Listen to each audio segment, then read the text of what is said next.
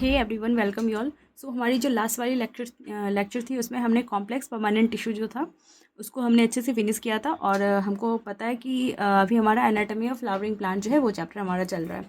तो complex permanent tissue के अंदर मैंने जाइलम और फ्लोएम जो है उसको पूरा का पूरा फिनिश करवाया था, जिसके अंदर मैंने जाइलम के अंदर ट्रैकीड, वेशल्स, जाइलम फाइबर और जाइलम पैरेन्काइमा के बारे में पूरा अच्छे से डिटेल में समझा दिया था। फिर मैंने आपको प्राइमरी जाइलम, प्रोटोजाइलम, मेटाजाइलम इन सब के ऊपर भी मैंने बताया था। फिर फ्लोएम के अंदर फ्लोएम फाइबर, फ्लोएम पैरेन्काइमा, उसके बाद मैंने आपको सीव ट्यूब, कंपेनियन सेल, इन सब के बारे में भी अच्छे से बता दिया था। फिर मैंने आपको टिश्यू सिस्टम बताया था, that is the epidermal tissue system. और एपिडर्मल टिश्यू सिस्टम जो था वो कल वाली क्लास जो है उसके अंदर फिनिश हो चुका था।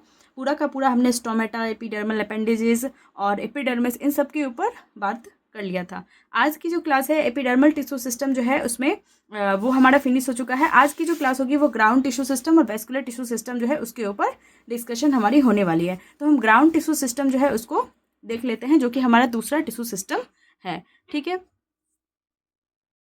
तो जो हमारा ग्राउंड टिश्यू सिस्टम है इसके अंदर सारे टिश्यूज आते हैं except epidermis and vascular bundle constitute ground tissue system. मतलब कि एपिडर्मिस और वेस्कुलर बंडल जो होता है इसको छोड़ के बाकी सारी चीज़ें जो होती है वो ग्राउंड टिश्यू सिस्टम के अंदर आता है। तो सबसे पहले हम नॉर्मल जो टिश्यू सिस्टम होता है उसको देख लेते हैं कि वो कैसे होता है। उसके बाद जो है हम इस ग्राउंड टिश्यू सिस्टम के ऊपर आएंगे, तब आपको अच्छे से समझ में आएगा। तो नॉर्मल टिश्यू सिस्टम जो है इसमें सबसे पहले क्या होगी, बाहरी वाली लेयर जो होगी वो एपिडर्मिस होगी। मैंने आपको बताया था कि एपिडर्मिस जो होता है वो आउटर मोस्ट कवरिंग होता है, तो सबसे बाहर एपिडर्मिस होगी। उसके बाद वाली लेयर जो होती है वो हाइपोडर्मिस होगी, एपिडर्मिस के नीचे वाली पार्ट हाइपोडर्मिस। उसके बाद कुछ रीजन जो होता है वहाँ पे कॉर्टिकल लेयर्स होगा, और कॉर्टिकल लेयर्स जो होगा वो मतलब जो हाइपोडर्मिस होगी वो भी लेयर में होगी, और कॉर्टिकल लेयर्स भी जो है वो कुछ लेयर्स में होगी। यहाँ पे मैंने 3 लेयर्स दिखाया, इसका मतलब ये नहीं कि 3 लेयर्स है, और भी लेयर्स होते हैं कॉर्टिकल रीजन के। उसके बाद आता है इंडोडर्मिस का लेयर, इंडोडर्मिस के बाद आता है पेरीसाइकिल, और पेरीसाइकिल के अंदर ही प्रेजेंट होता है हमारा वेस्कुलर बंडल। और वेस्कुलर बंडल मैंने आपको बताया था जाइलम और फ्लोएम को कहते हैं। जाइलम अंदर की तरफ है और फ्लोएम बाहर की तरफ है। ठीक है, तो ये नॉर्मल सा बात हो गया। और अंदर की तरफ क्या होता है, पित्त प्रेजेंट होता है। ठीक है, तो ये हमारा नॉर्मल सा बात था। और कॉर्टेक्स जो है उसके अंदर आ जाता है हाइपोडर्मिस, कॉर्टिकल लेयर और इंडोडर्मिस, इन तीनों को मिला के हम क्या बोलते हैं, कॉर्टेक्स बोलते हैं। तो ये एक बेसिक सा हमारा नॉर्मल सा स्ट्रक्चर है, नॉर्मल सा टिश्यू सिस्टम है, जो कि हर टिश्यू सिस्टम के अंदर हमें देखने को मिलेगा। ठीक है, उसके बाद हम बात कर लेते हैं यहाँ पे ग्राउंड टिश्यू सिस्टम के अंदर। अब आपको समझ में आएगा कि मैंने आपको क्या बताया था कि एपिडर्मिस, ये एपिडर्मिस वाला पार्ट तो मैंने आपको एपिडर्मल टिश्यू सिस्टम में कराया, और अलग से एक और सिस्टम है हमारा, that is the vascular tissue system. तो ये वेस्कुलर जिसके अंदर जाइलम और फ्लोएम आएगा। तो इसको छोड़ करके और इस एपिडर्मिस वाले पार्ट को छोड़ करके बाकी जितनी भी चीज़ होंगे वो सारी की सारी जो होगा वो ग्राउंड टिश्यू सिस्टम के अंदर आएगा। यानी कि हाइपोडर्मिस हो गया, कॉर्टिकल लेयर हो गया, एंडोडर्मिस हो गया, पेरीसाइकिल हो गया, ये सारी चीज़ें जो होगी वो इसके अंदर आ जाएगी। तो यहाँ पे वही कह रहा है कि ग्राउंड टिश्यू सिस्टम जो होता है वो क्या क्या इंक्लूड करेगा, basically hypodermis, cortex, endodermis, pericycle, pith और मेड्यूलरी रेज जो होता है इन सबको कंसिडर करता है। जो कॉर्टेक्स होता है, cortex, endodermis, pericycle, pith and medullary rays जो होता है वो बनता है पैरेन्काइमा का। ठीक है, तो जो ये कॉर्टेक्स वाला पार्ट था, कॉर्टेक्स वाला पार्ट, उसके बाद आता है हमारा that is endodermis, pericycle, pith और मेड्यूलरी रेज जो होता है, ये सारी चीज़ें जो होती है वो पैरेन्काइमा की बनी हुई होती है। ठीक है, और जो हमारा हाइपोडर्मिस होता है, जो कि मैंने आपको एपिडर्मिस के नीचे वाला पार्ट बताया था, हाइपोडर्मिस, वो डाइकॉट के अंदर जो होता है वो कॉलन काइमा का बनेगा, और मोनोकॉट जो होता है उसके अंदर स्क्लेरन काइमा का बनेगा। और ये सारी चीज़ें जो होती है सिंपल परमानेंट टिश्यू होता है, इसीलिए कहा जाता है कि ग्राउंड टिश्यू सिस्टम के अंदर सिंपल परमानेंट टिश्यू देखने को मिलता है, यानी कि पैरेन्काइमा, कॉलन काइमा और स्क्लेरन काइमा, जिसमें पैरेन्काइमा का बाकी सारी चीज़ें बनेगी। हाइपोडर्मिस जो होता है वो कॉलन और स्क्लेरन का बनेगा, कॉलन का बनता है डाइकॉट के केस में और स्क्लेरन काइमा का बनता है मोनोकॉट के केस में। तो ये थी हमारी कुछ इंपॉर्टेंट बातें यहाँ पे ग्राउंड टिश्यू सिस्टम को लेकर के। इसके बाद जो है ग्राउंड टिश्यू सिस्टम के अंदर जो होता है लीफ जो होता है, लीफ के अंदर जो ग्राउंड टिश्यू होता है वो होता है मीजोफिल। मीजोफिल क्या होता है, thin walled chloroplast containing cells होता है बेसिकली, जो कि लीफ के अंदर ग्राउंड टिश्यू सिस्टम ही होता है। उसके बाद हम बात कर ले, यहाँ पे ग्राउंड टिश्यू सिस्टम हमारा फिनिश हो चुका है। नेक्स्ट जो है हमारा वेस्कुलर टिश्यू सिस्टम है। जो वेस्कुलर टिश्यू सिस्टम होता है इसके अंदर आता है कॉम्प्लेक्स टिश्यू, यानी कि जाइलम और फ्लोएम। जाइलम एंड फ्लोएम जो होता है ये वेस्कुलर टिश्यू सिस्टम के अंदर आता है, और जाइलम एंड फ्लोएम को एक साथ हम कहते हैं वेस्कुलर बंडल। अब ये वेस्कुलर बंडल जो होता है ये 2 तरह का हो सकता है, एक होता है ओपन वेस्कुलर बंडल, दूसरा होता है क्लोज्ड वेस्कुलर बंडल। जो ओपन वेस्कुलर बंडल है इसका मतलब है जो होता है कैम्बियम जो होता है वो प्रेजेंट होता है जाइलम और फ्लोएम के बीच में, ओपन यहाँ पे इसलिए लिखा हुआ है वेस्कुलर बंडल क्योंकि यहाँ पे सेकेंडरी ग्रोथ के लिए ये ओपन है, यानी कि इसमें हमें सेकेंडरी ग्रोथ जो होता है बाद में देखने को मिलेगा। तो इसमें कैम्बियम जहाँ जहाँ प्रेजेंट होगा वहाँ पे हमें सेकेंडरी ग्रोथ देखने को मिलेगा। तो ओपन वेस्कुलर बंडल जो होता है इसके अंदर हमें जो है कैम्बियम देखने को मिलेगा। और ये केस जो होता है ओपन वेस्कुलर बंडल, ये डाइकॉट स्टेम जो होता है उसके केस में हमें देखने को मिलता है ओपन वेस्कुलर बंडल और कैम्बियम प्रेजेंट होगा। जो क्लोज्ड वेस्कुलर बंडल होता है यहाँ पे ये मोनोकॉट्स के अंदर देखने को मिलेगा, यहाँ पे कैम्बियम एब्सेंट होगा। और ये जो होता है सेकेंडरी जाइलम और फ्लोएम टिश्यू जो होता है ये फॉर्म नहीं करता है, ठीक है। और ओपन वाला मैंने आपको बताया कि यहाँ पे कैम्बियम प्रेजेंट होगा, यहाँ पे ऐसे जाइलम होता है, ये फ्लोएम होता है और इसके बीच में क्या होता है, यहाँ पे ये पैच लाइक स्ट्रक्चर कैम्बियम यहाँ पे प्रेजेंट होता है और यहाँ पे कैम्बियम जो होता है वो एब्सेंट होता है क्लोज्ड वेस्कुलर बंडल के केस में। और यहाँ पे क्या होता है ओपन वेस्कुलर बंडल के केस में, यहाँ पे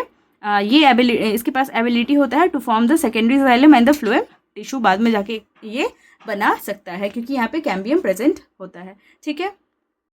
थोड़ी सी और बात अगर हम वेस्कुलर बंडल के ऊपर ही कर लें तो और दो तरह की वेस्कुलर बंडल होती हैं, दैट इज़ द रेडियल और द कंजॉइंट। यहाँ पे क्या होता है कि कंजॉइंट में क्या होता है कि जैसे नाम से हमें यहाँ पे कंफ्यूज नहीं होना है, क्योंकि जो कंजॉइंट होता है वहाँ पे जाइलम और फ्लोएम जो होता है वो अरेंज होता है सेम रेडियस पे, ठीक है। कंजॉइंट है लेकिन यहाँ पे जाइलम और फ्लोएम अरेंज रहेगा सेम रेडियस पे, यहाँ पे सेम रेडियस, ये इसकी सेंटर से यहाँ पे इसकी सेम रेडियस, ये सेम रेडियस, ये सेम रेडियस और ये सेम रेडियस।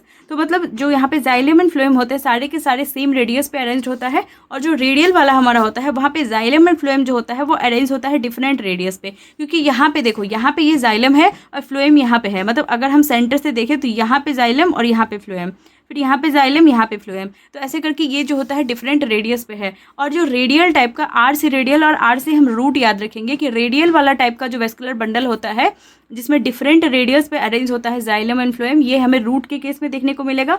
और जो कंजॉइंट टाइप का होता है वो हमें स्टेम के केस में देखने को मिलेगा। तो ये दोनों पॉइंट बहुत ज़्यादा इंपॉर्टेंट है, इसको अच्छे से हम याद रखेंगे। इसके बाद जो होता है हम एनाटॉमी के ऊपर चलते हैं। अब एनाटॉमी वाला पार्ट हमारा स्टार्ट होने वाला है।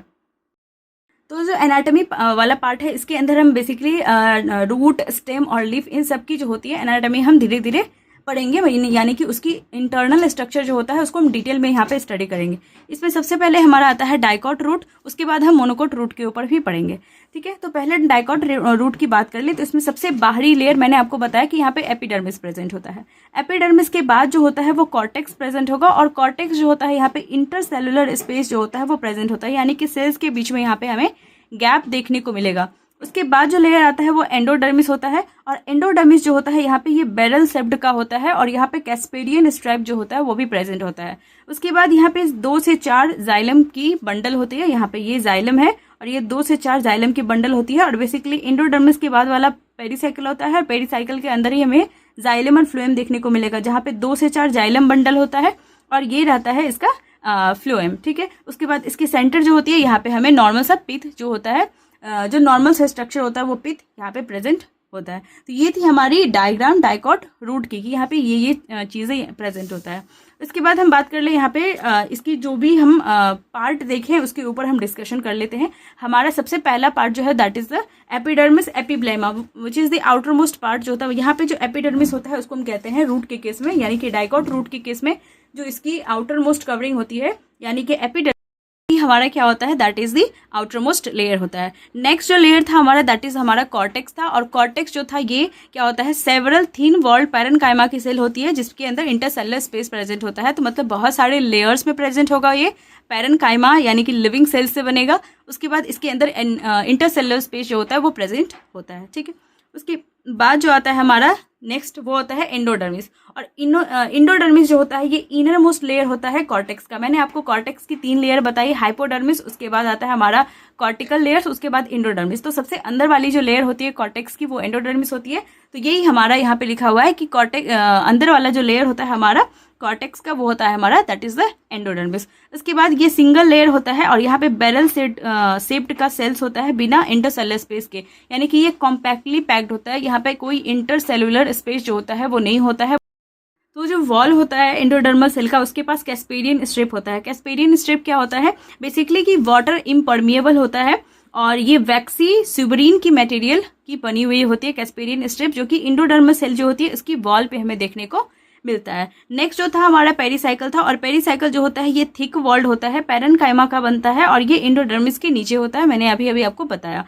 ठीक है, उसके बाद डाइकोट रूट की अगर हम बात कर लें तो डाइकोट रूट जो होता है उसमें पित्त जो होता है बहुत ही, ये बेसिकली हमारा डिफरेंसेस है डाइकोट और मोनोकोट रूट में, तो ये हम अच्छे से याद रखेंगे इसको कि डाइकोट रूट जो होता है यहाँ पे पित्त बहुत ही स्मॉल होता है, या फिर इनकॉन्स्पिक्यूअस। कॉन्स्पिक्यूअस का मतलब ही होता है छोटा सा, यानी कि जो हमें अच्छे से दिखाई ना दे, वो होता है इनकॉन्स्पिक्यूअस। तो बेसिकली यहाँ पे डाइकोट रूट के अंदर पित्त जो होता है बहुत ही छोटा होगा। यहाँ पे जो जाइलम होता है वो 2 से 4 जाइलम और फ्लोएम की पैचेस होगी। उसके बाद यहाँ पे कैम्बियम जो होता है बाद में जाके डेवलप हो जाता है, और जो वेस्कुलर बंडल होता है उसमें हमें यहाँ पे जाइलम और फ्लोएम देखने को मिलेगा, और ये सबसे अंदर में हमारा पित्त हो जाता है। ठीक है, तो ये वाला हमारा पार्ट यहाँ पे पित्त हो जाता है। तो ये हमारी नॉर्मल सी स्ट्रक्चर थी। अब इसकी जो होता है वो हम जैसे स्टेम होता है हमारा, तो हम जो है एनसीईआरटी के अंदर जैसे 2 डायग्राम दे रखा है, वैसे हम 2 डायग्राम जो होता है, एक यहाँ पे ऐसे हम देख लिए हैं, और एक बेसिकली जैसे हमारा स्टेम के अंदर अरेंज रहता है लेयर्स, वैसे हम यहाँ पे देख लेते हैं कि यहाँ पे सबसे बाहर वाले लेयर सेम एज एपिडर्मिस, फिर हाइपोडर्मिस, फिर कॉर्टेक्स, फिर स्टार्च की सीथ, फिर इंडोडर्मिस।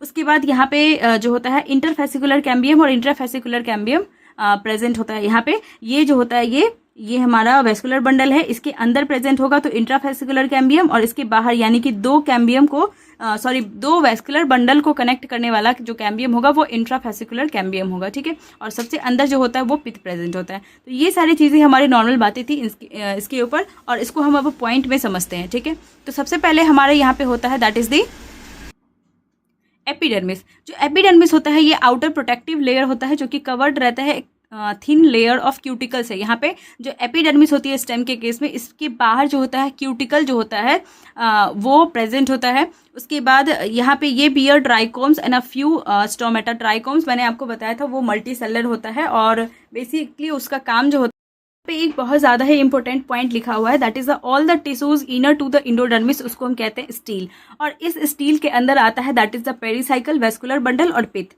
ठीक है, यहाँ पे मैं आपको दिखा देती हूँ कि यहाँ पे स्टील किसको कह रहा है। बेसिकली ये जो पेरिसाइकल है, पेरिसाइकल के बाद ये वेस्कुलर बंडल, और वेस्कुलर बंडल के बाद ये वाला पार्ट जो है दैट इज पित्त। तो इन सबको एक साथ हम क्या कहते हैं, स्टील वाला पार्ट कहते हैं, और ये सब कहाँ आ रहा है, इंडोडर्मिस के अंदर। ठीक है, इंडोडर्मिस के बाद तो यही कह रहा है यहाँ पे कि all the tissues inner to endodermis constitute the stele. ठीक है, तो ये पॉइंट हम अच्छे से याद रखेंगे। नेक्स्ट जो है हमारा that is the monocot root. Next बात कर ले हम मोनोकोट रूट के ऊपर। हमारा डाइकोट रूट कंप्लीट हो चुका है, मोनोकोट रूट को हम देख लेते हैं अभी। जो मोनोकोट रूट होता है इसमें भी बाहरी वाली लेयर हमारी एपिडर्मिस होगी, नॉर्मल से स्ट्रक्चर। उसके बाद वाली कॉर्टेक्स जो कि 2 से 3 लेयर्स में होगी या ज़्यादा भी हो सकती है। उसके बाद हमारी एंडोडर्मिस वाली लेयर होगी, उसके बाद पेरिसाइकल, फिर फ्लूएम, फिर जाइलम, और फिर ये हमारा अंदर में पित्त होता है। ठीक है, यहाँ पे ये गलत लिखा हुआ है, यहाँ पे ये पित्त होता है, पित्त। ठीक है, तो यहाँ पे जो जाइलम एंड फ्लोएम का जो बंडल होगा वो 5 से 6 होगा। बेसिकली हम इसके डिफरेंसेस यहाँ पे देख लेते हैं कि क्या क्या होता है। कि यहाँ पे मोर देन 6 जाइलम की बंडल्स होती है, जिसको यहाँ पे पॉली आर्च कंडीशन कहते हैं। तो ये पहला डिफरेंस हो जाता है मोनोकोट और डाइकोट रूट के केस में, कि यहाँ पे जो होता है मोनोकोट रूट के अंदर यहाँ पे पॉली आर्च कंडीशन देखने को मिलता है, यानी कि 5 या 6 से ज़्यादा टाइप की जो जाइलम बंडल्स हमें देखने को मिलती है। उसके बाद यहाँ पे दूसरा डिफरेंस ये था कि वहाँ पे जो पित्त था वो बहुत ही छोटा था, मैंने आपको बताया स्मॉल था, और उतना अच्छे से डेवलप नहीं था। लेकिन यहाँ पे जो पित्त होता है दैट इज इसका सेंटर, वो क्या होता है, लार्ज होता है और वेल डेवलप्ड होता है। उसके बाद यहाँ पे ये कैम्बियम जो होता है वो एब्सेंट होता है, और यहाँ पे भी कोई सेकेंडरी ग्रोथ हमें देखने को मिलेगी नहीं, क्योंकि यहाँ पे कैम्बियम क्या होता है, एब्सेंट होता है। और यहाँ पे जो रूट हेयर्स होते हैं वो बहुत ही कम प्रेजेंट होता है।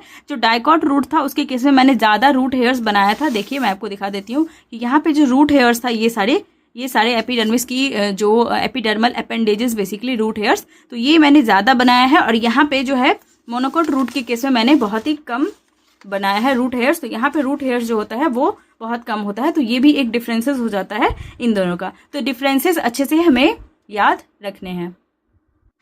तो हमारा रूट वाला जो टॉपिक था वो फिनिश हो चुका है। अब हम मोनोकोट एंड डाइकोट स्टेम के ऊपर बात कर लेते हैं। सबसे पहले हम डाइकोट स्टेम जो होता है उसका डायग्राम और उसके ऊपर डिस्कशन देख लेते हैं, फिर मोनोकोट जो है स्टेम उसके ऊपर डिस्कशन रखेंगे। तो पहले सबसे जो बाहरी पार्ट आता है इसका वो सेम एपिडर्मिस होगा। एपिडर्मिस के बाद वाला part that is the hypodermis. उसके बाद हमारा कॉर्टेक्स। कॉर्टेक्स के अंदर वाला लेयर जो होता है ये हमारा एंडोडर्मिस होता है, और एंडोडर्मिस जो होता है यहाँ पे स्टार्च जो होता है, स्टार्च ग्रेन जो होती है उसकी बनी हुई होती है। तो यहाँ पे जो एंडोडर्मिस होता है उसको बेसिकली हम स्टार्च सीथ कहते हैं डाइकॉट स्टेम के केस में। उसके बाद यहाँ पे जो पेरीसाइकिल होता है, यहाँ पे कुछ स्क्लेरन काइमा की पैची लेयर बन जाती है पेरीसाइकिल की, और बाकी नॉर्मल सा जो पैरन काइमा की पेरीसाइकिल होती है वो सारा में प्रेजेंट होता है। सिर्फ अंदर जो होता है यहाँ पे स्क्लेरन काइमा की पेरीसाइकिल प्रेजेंट होगी। उसके बाद जो होता है वेस्कुलर बंडल होता है, और ये वेस्कुलर बंडल के अंदर जो होता है, तो ट्राइकोम्स हमारा क्या होता है, स्टेम हेयर्स होता है जो कि मल्टी सेलर होता है, जैसा मैंने अभी आपको बताया। उसके बाद ये ब्रांच हो सकता है, अनब्रांच हो सकता है। तो ये सारी चीज़ें मैंने आपको बताई थी। और एक और इम्पोर्टेंट पॉइंट मैंने आपको बताया था ट्राइकोम्स को लेकर के, दैट इज़ ये हेल्प करता है in the preventing water loss due to transpiration के दौरान जो है वाटर लॉस जो होता है उससे ये इसको प्रिवेंट करता है। तो ये सारी चीज़ें जो होती है यहाँ पे प्रेजेंट होती है ट्राइकोम्स, और कुछ स्टोमेटा जो होता है ये भी एपिडर्मिस के अंदर प्रेजेंट होता है। उसके बाद हम बात कर ले कॉर्टेक्स की, जो कि हमारा नेक्स्ट लेयर है। तो कॉर्टेक्स जो होता है ये आउटर हाइपोडर्मिस जो होता है, इसमें ये कॉलन काइमेटस होता है, कॉलन काइमा का बनेगा। और जो कॉर्टिकल का लेयर होता है, मतलब बेसिकली कॉर्टेक्स के अंदर वाला लेयर का हम बात कर रहे हैं। तो ये जो हाइपोडर्मिस होता है ये बनता है कॉलन काइमा का यहाँ पे। उसके बाद जो कॉर्टिकल लेयर होता है वो बिलो हाइपोडर्मिस होता है, और जो इनर होता है दैट इज़ द एंडोडर्मिस, वो मैंने आपको बताया था कि ये स्टार्च ग्रेन से भरा हुआ होता है, इसलिए यहाँ पे इसको हम स्टार्च सीथ कहते हैं। यहाँ की जो एंडोडर्मिस होती है, डाइकॉट स्टेम की जो एंडोडर्मिस होती है उसको हम स्टार्च सीथ कहते हैं। तो ये सारी चीज़ें यहाँ पे थी हमारे डाइकॉट स्टेम को लेकर के। और कुछ और पॉइंट जो है वो उसको भी हम देख लेते हैं। दैट इज़ इसकी जो वेस्कुलर बंडल होती है वो अरेंज रहती है रिंग में, और जो वेस्कुलर बंडल्स होता है वो कंजॉइंट और ओपन होगा। ओपन क्यों होगा? क्योंकि यहाँ पे कैम्बियम प्रेजेंट होता है। यहाँ पे सेकेंडरी ग्रोथ हमें देखने को मिलेगा डाइकॉट स्टेम के केस में। तो यहाँ पे कैम्बियम वगैरह प्रेजेंट होता है। ठीक है। इसके बाद हमारा है that is the monocot stem. जो मोनोकोट स्टेम है उसमें भी नॉर्मल सा structure, that is the epidermis. उसके बाद हाइपोडर्मिस, और यहाँ पे जो हाइपोडर्मिस होता है वो स्क्लेरन काइमा का बनेगा। वहाँ पे जो हाइपोडर्मिस था वो कॉलन काइमा का बना था, that is the dicot stem के केस में। लेकिन मोनोकोट स्टेम के केस में जो होता है हाइपोडर्मिस वो स्क्लेरन काइमा का बनेगा। उसके बाद जो बंडल सीथ होता है ये भी स्क्लेरन काइमा का बनता है। ये वाला बंडल सीथ होता है बेसिकली जो वेस्कुलर बंडल जो होता है उसके बाहर लेयर होता है एक वेस्कुलर बंडल सीथ का, जो कि स्क्लेरन काइमा का बनेगा। उसके बाद ये होता है हमारा वेस्कुलर बंडल जो कि स्कैटर्ड रहता है, मतलब किसी चीज़ से घिरा हुआ नहीं रहता है, वो स्कैटर्ड ऐसे ही फैला रहता है पूरा का पूरा यहाँ पे इसके अंदर। उसके बाद जो होता है वेस्कुलर बंडल के अंदर ही एक कैविटी होती है जिसको हम वाटर कंटेनिंग कैविटी कहते हैं, और ये पूरा का पूरा जो होता है ये ग्राउंड टिश्यू होता है। और जो हम देख रहे हैं कि यहाँ पे बाहर जो होता है वेस्कुलर बंडल, जिसके बाहर बंडल सीथ है, ये छोटा छोटा होता है, लेकिन अंदर की तरफ जो होता है वेस्कुलर बंडल वो लार्जर होता है। तो वही कह रहा है कि लार्जेस्ट होता है सेंटर की तरफ और स्मॉलर होता है पेरिफेरी की तरफ। लेकिन ये बात तो वही कह रहा है कि हमारा जो वेस्कुलर बंडल होता है वो लार्जेस्ट होता है सेंटर की तरफ और स्मॉलर होता है पेरिफेरी की तरफ। जो पेरिफेरी होता है उसकी तरफ जो होता है वो छोटा छोटा वेस्कुलर बंडल होता है, और अंदर की तरफ जो होता है वो लार्जर हमें देखने को मिलता है। उसके बाद हम बात करें वेस्कुलर बंडल की, तो वेस्कुलर बंडल जो होता है वो हमारा कंजॉइंट होगा और क्लोज्ड होगा। क्लोज्ड क्यों होगा? क्योंकि यहाँ पे कैम्बियम क्या होता है, मोनोकोट स्टेम के केस में एब्सेंट होता है कैम्बियम। ठीक है। उसके बाद हम बात करें यहाँ पे फ्लोएम पैरेनकाइमा जो होता है वो एब्सेंट होता है। और जब मैं आपको फ्लोएम पढ़ा रही थी तब मैंने आपको बताया था कि मोनोकोट स्टेम जो होता है उसके अंदर फ्लोएम पैरेनकाइमा जो होता है वो एब्सेंट होता है। उसके बाद हम बात कर ले यहाँ पे वाटर कंटेनिंग कैविटी जो होता है वो प्रेजेंट होता है with in the vascular bundle, और वेस्कुलर बंडल के अंदर जो होता है वाटर कंटेनिंग कैविटी प्रेजेंट होता है। ये वाला जो है मैंने पॉइंट आउट किया था यहाँ पे कि ये वाला जो होता है वाटर कंटेनिंग कैविटी होता है। तो यहाँ तक थी हमारे डाइकॉट स्टेम मोनोकोट स्टेम की बातें, और डाइकॉट रूट मोनोकोट रूट भी हो चुका है। नेक्स्ट जो हमारा बचा हुआ है दैट इज द लीफ के ऊपर बचा हुआ है डाइकॉट और मोनोकोट लीफ के ऊपर। उसके बाद कुछ और पॉइंट जो है वो बचा हुआ है, और सेकेंडरी ग्रोथ वाला टॉपिक जो है वो हट चुका है, तो वो मैं नहीं करवाऊंगी। नीट के सिलेबस से बेसिकली वो हटा हुआ है, तो उसको मैं डिस्कस नहीं करूंगी। तो इसके बाद जो होता है एक और लेक्चर लगेगा, और एक और लेक्चर के दौरान ये चैप्टर भी हमारा फिनिश हो जाएगा। और इसके बाद जो होगा वो नेक्स्ट चैप्टर, इसके बाद पहले हमारा PYQs होगा इसके ऊपर, और नेक्स्ट चैप्टर जो होगा वो बेसिकली हमारा प्लांट फिजियोलॉजी जो है वो स्टार्ट हो जाएगा। ठीक है। तो बेसिकली हमारा 11th का जो बॉटनी है वो वाला सेक्शन कंप्लीट होने ही वाला है, बस कुछ और चैप्टर्स बाकी है इसमें। तो आई होप कि आपको जो है लेक्चर समझ में आ रहा है। तो अगर आपको लेक्चर समझ में आ रहा है तो आप इसको ज़्यादा से ज़्यादा शेयर करिए, और अगर आपको समझ में नहीं आ रहा है तो आप कमेंट सेक्शन में इसको बेसिकली टॉपिक को लिख सकते हैं। मैं आपको अच्छे से उसको समझाने की कोशिश करूँगी। उसके बाद आप जो हैंड रिटन नोट्स है इसके लिए आप टेलीग्राम इंस्टाग्राम पे जुड़ सकते हैं। और तब तक के लिए stay tuned, stay healthy and thank you.